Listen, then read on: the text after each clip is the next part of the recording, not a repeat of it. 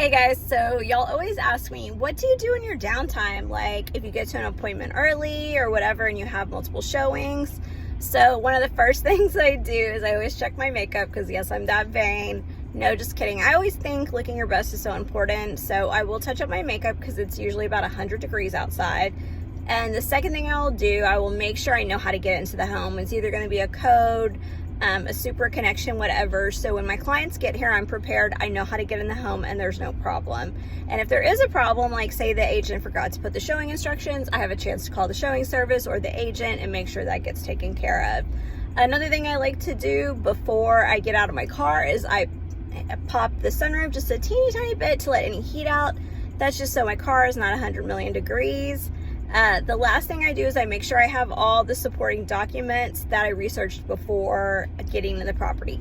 That means maybe it's a seller's disclosure, maybe it's an updates list, maybe it's a survey, or whatever the case may be. I try to be as prepared for my clients as possible.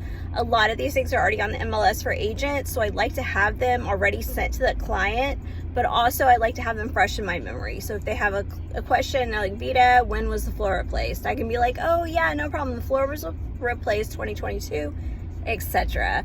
So I just try to be as prepared as possible. 10 years in the game. These are just things that make my life a little bit easier, and that's how I prepare for a showing.